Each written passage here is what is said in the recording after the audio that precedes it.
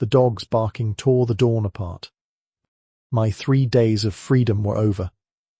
They caught me by a stream as I tried to wash the grime from my face so no one would recognize me. But they didn't need to see my face. They only needed to see the calloused hands of a slave. Now, as they dragged me back to the domus, the air was filled not with morning mist, but with the smell of burning metal and the growl of the overseer, Marcus. They didn't just want me back. They wanted to make me a lesson. A lesson to be permanently seared into my flesh. They threw me into the middle of the courtyard. The other slaves scrambled back, their heads bowed, none daring to look at me directly, but I felt their eyes on me, mixture of pity and raw fear. Fear that my defiance might be contagious, and that my punishment would serve as a warning to all. 2 large men gripped my shoulders, forcing me to my knees on the cold flagstones. I struggled, but it was useless. The strength from 3 days of running had vanished. Marcus stood before me, holding a long iron rod, its tip glowing red, hot from a nearby brazier. On its end were the 3 letters of I had seen in my nightmares. Fugitiva. Runaway. Did you think you could run from Rome, Lyra? His voice dripped with contempt. You do not belong to yourself. You belong here. To your master. Your act was an insult, and every insult must be answered. He gave the signal. One of the men yanked my head back by my hair, pulling it taut until my scalp screamed in pain. I squeezed my eyes shut, but I couldn't block out the approaching heat. It washed over my face, drying the tears of terror on my cheeks. I could smell the hot coals, and then, a sickening, acrid smell began to rise. The iron touched my skin.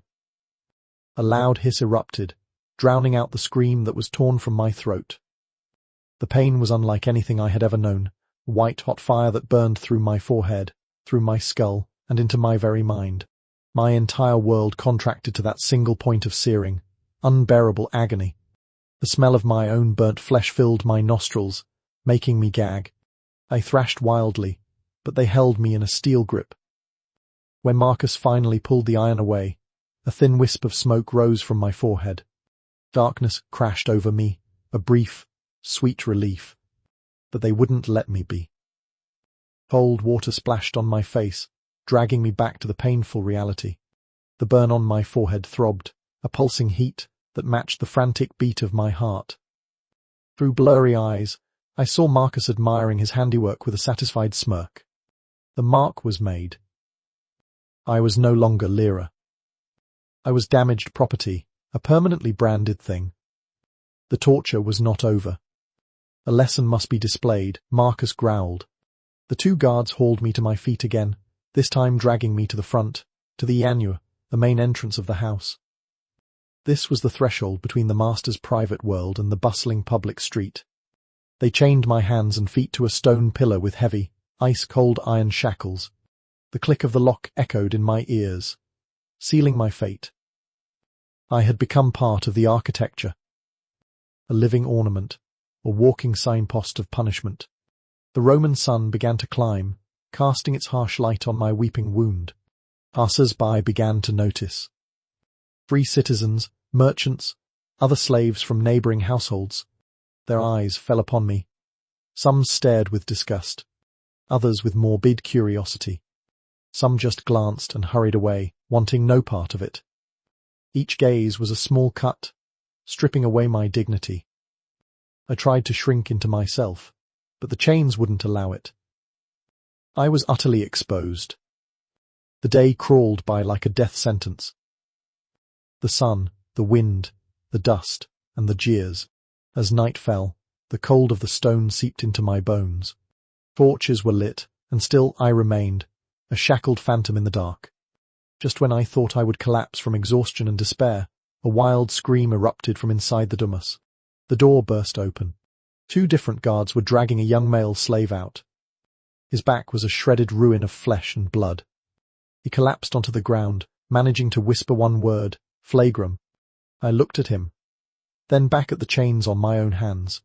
I realized then that this public humiliation, this burning mark on my forehead, it was not the end. It was merely one circle of this hell. And there were deeper, bloodier circles still waiting. That young slave never came back. Days later, I heard the others whispering.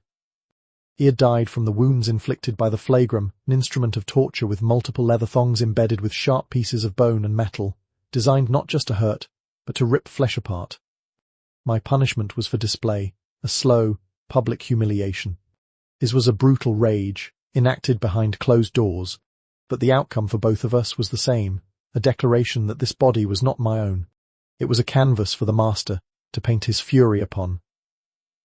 On the 5th day of my enchainment, a Roman official arrived at the Domus, flanked by 2 armed guards. He was not here for me. His cold eyes slid past me as if I were no more than a statue. He was here for 3 others, family caught trying to flee the city. They were dragged into the courtyard where I had once knelt. From my post, I could not hear every word, but the steel hold sentence carried on the wind, damnatio ad bestias. Condemnation to the beasts. The world seemed to freeze. Even the passers-by on the street fell silent. This was not a punishment. This was a choreograph, spectacle of death. In my mind, the scene unfolded, woven from the terrified whispers shared among slaves in the dead of night.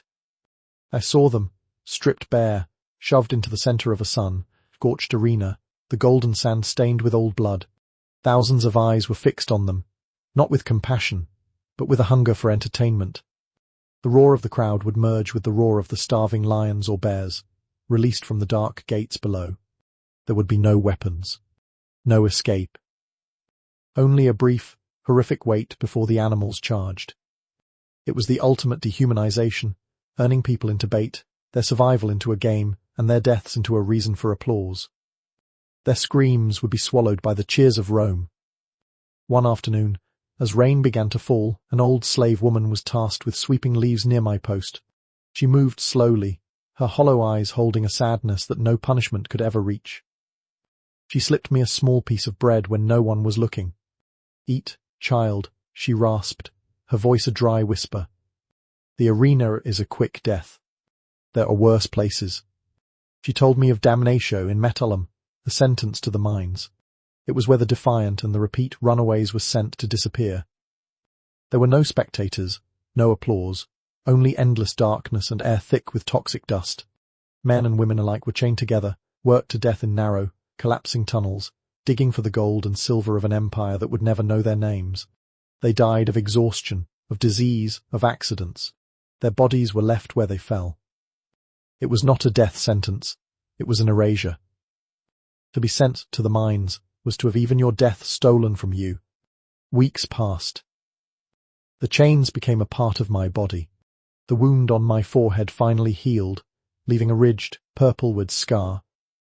It pulled taut whenever I frowned. I grew accustomed to the stares. I no longer felt shame, only a cold, hollow emptiness. Lyra had died during those 3 short days of freedom. The thing chained here, the thing that bore the brand of disgrace, had no name. I was a warning. A lesson etched in flesh. I was Fugitiva. And that was all I would ever be.